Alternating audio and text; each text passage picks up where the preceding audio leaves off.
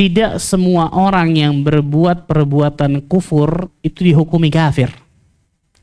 Sebagaimana tidak semua orang ketika berbuat perbuatan bid'ah dihukumi mubtadi'. Kenapa? Karena ada mawani'. Bisa jadi ada penghalang yang menjadikan dirinya divonis dari kekufuran. Apa itu? Al-jahal, kebodohan. Dia tidak tahu ternyata perbuatan kufur, perbuatan syirik misalnya, kan gitu. Ini jelas, jahil. Allah tabaraka wa ta'ala berfirman, "Wa ma kunna mu'adzibina hatta nab'atha rasula." Kami tidak akan mengazab satu kaum sebelum kami mengutus seorang rasul kepada mereka. Berarti apa? Harus iqamatul hujjah dulu kepada mereka.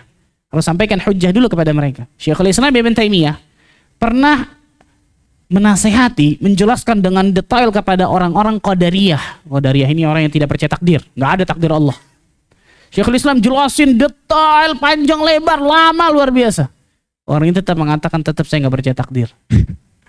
Nggak percaya takdir ini kekufuran, ini nggak main-main, luar biasa, betul ya? Berarti tidak percaya salah satu rukun iman, iman yang ke-6, betul ya? Akan takdir Allah, kekufuran. Apa kata Syekhul Islam?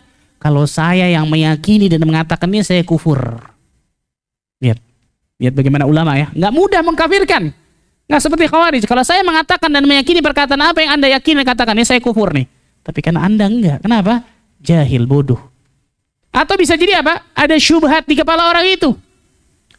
Dari orang terdahulu mungkin diajarkan ajaran yang salah, sehingga syubhat itu masuk ke kepalanya, nggak keluar, sulit. Ini bahayanya syubhat nih, kawan. Ketika sudah masuk ke kepala seseorang, sulit luar biasa untuk keluar. Bahkan sebagian ulama mengatakan nggak bisa keluar sama sekali. Bekasnya biasa masih ada. Bisa jadi apa? Ada syubhat di kepala orang tersebut. Pokoknya melakukan ini kufur, keluar dari Islam, selesai. Nggak ada apa? Kompromi, selesai. Sehingga mereka meyakini orang-orang yang berbuat kekufuran keluar dari Islam, keluar dari Islam, keluar dari Islam. Na'udzubillah min dzalik. Saya nonton satu podcast di Saudi Arabia yang satu orang Khawarij yang diwawancarai, luar biasa. Luar biasa. Pembawa acara sampai mengatakan seluruh di dunia ini semua kufur kecuali Anda. Subhanallah. Dia mengatakan, "Na'am, ayah Anda kufur?" "Iya, ayah saya kufur." Kakek Anda kufur?" "Iya, kakek saya kufur." Bayangkan. Ini saking bahayanya kepala Khawarij. Na'udzubillah min dzalik. Na'udzubillah min dzalik. Pemahaman tidak dibarengi dengan ilmu yang benar, luar biasa bahayanya. Na'udzubillah min dzalik. Dan hanya masalah-masalah sepele gitu. Luar biasa. Ini bisa jadi karena apa? Jahil, atau ada syubhat di kepala orang tersebut. Atau bisa jadi karena dipaksa. Betul ya? Dipaksa seperti yang terjadi oleh sahabat siapa? Ammar ibn Yasir dipaksa untuk mengucapkan kalimat kufur, maka dia mengucapkannya. Turun tuh ayat tuh. Wa qalbuhu mutmainnun bil iman. Hatinya tetap tenang dengan keimanan. Dan enggak kufur, kenapa? Dipaksa. Bahkan Rasul menyebutkan kalau mereka menyuruhmu untuk melakukan itu lagi, wahai Ammar, lakukan itu lagi. Karena hatimu jelas bukan orang yang kufur. Dipaksa. Dan macam-macam ya, jadi ada mawani'. Makanya para ulama menyebutkan babut takfir, babul khatir. Bab takfir, kafir mengkafirkan itu bab berbahaya, bukan ranah kita. Itu ranahnya ulama, bukan ranahnya para penuntut ilmu, apalagi orang awam. Nah, sembarangan ini. Oh, di sini sudah kafir, Ustaz. Enggak boleh ini, hati-hati. Na'udzubillah min dzalik. Perkataan seperti perkataan luar biasa berbahaya ini, ikhwan. Man qala li akhihi ya kafir, barang siapa yang mengatakan kepada saudaranya wahai kafir, maka perkataan ini pasti akan terjatuh ke salah satu di antara dua orang itu. Ke orang tersebut atau dia mengucapkannya. Kalau orang itu bukan kafir, balik kepada dirinya tuh. Na'udzubillah min dzalik. Nah, maka bagi orang-orang seperti ini kita hukumi orang-orang yang jahil, kata para ulama. Syekh bin Bas menyebutkan apa? Kebanyakan manusia di zaman sekarang ini orang-orang yang jahil, orang-orang yang nggak tahu, nggak berilmu tentang ilmu agama Allah. Sehingga mereka terjatuh dalam kesalahan, kemaksiatan, dosa, kekufuran, bahkan kesyirikan luar biasa. Kita menganggapnya orang-orang yang apa? Jahil, orang-orang yang bodoh. Maka bermuamalah kepada mereka nggak boleh sama, nggak boleh kenceng-kencengan. Tapi dengan akhlak, dengan kelemah lembutan, dengan kesabaran, dengan dakwah, dengan nasihat, dengan doa kepada Allah agar Allah berikan hidayah kepadanya. Bukan kenceng-kencengan masalah ini, tidak. Yang di sini butuhnya dakwah dan akhlak ya ikhwan. Butuhnya kelemah lembutan, kesabaran, dakwah, akhlak dan seterusnya. Semoga Allah tabaraka wa ta'ala berikan hidayah kepada seluruh kaum muslimin. Allahumma amin. Lagi mungkin?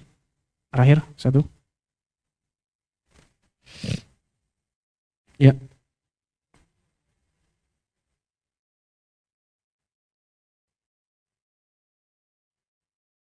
Naam. Jahil ada dua memang kata para ulama. Orang yang jahil ini ada orang yang sudah berusaha dengan semaksimal mungkin, dia nggak duduk kajian dan seterusnya, tapi ternyata apa? Tetap jahil. Ada orang yang memang tidak mau tahu.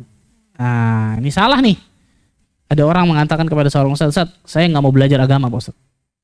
Bukankah orang kalau tahu hukumnya itu haram, kemudian dikerjakan, itu dosa bagi dia?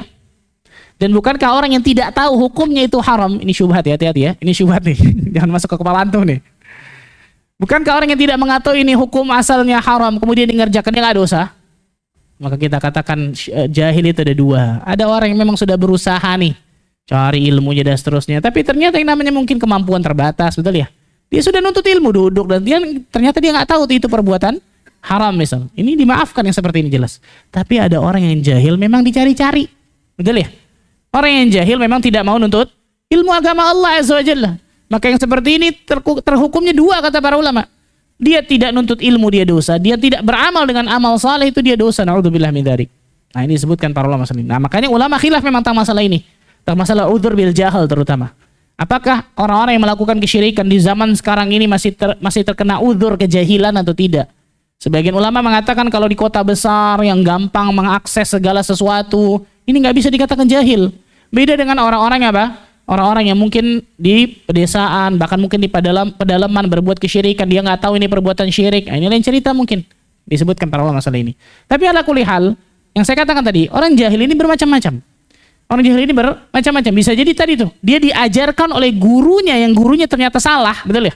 Mengajarkan kesalahan bahkan kesesatan. Dia meyakininya itu. Ini yang saya katakan tadi syubhat. Ada syubhat di kepala orang tersebut. Nah, ini juga dihukumi jahil, padahal dia sudah nuntut ilmu kan? Tapi yakinlah kalau dia jujur kepada Allah, benar-benar ingin dapatkan kebenaran, bukan pembenaran nih dalam agamanya, Allah pasti akan berikan kebenaran kepadanya. Allah nggak mungkin zalim. Bisa jadi apa? Niat seseorang ketika nuntut ilmu agama Allah bukan mencari kebenaran, tapi mencari pembenaran dalam amalannya. Ini salah, subhanallah. Maka tadi tuh saya katakan, ketika menghukumi semua orang, nggak bisa menghukumi sama semuanya. Nggak bisa kemudian mau kenceng-kencengan masalah ini, nggak bisa. Tapi apa? Tunjukkan akhlak yang mulia, tunjukkan adab, tunjukkan apa? Kelemah lembutan, kesabaran kepada mereka. Karena zaman sekarang kata Syekh bin Baz adalah zaman keterasingan.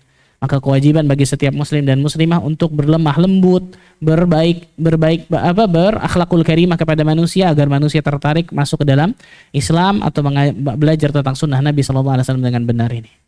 Wallahu a'lam bishawab.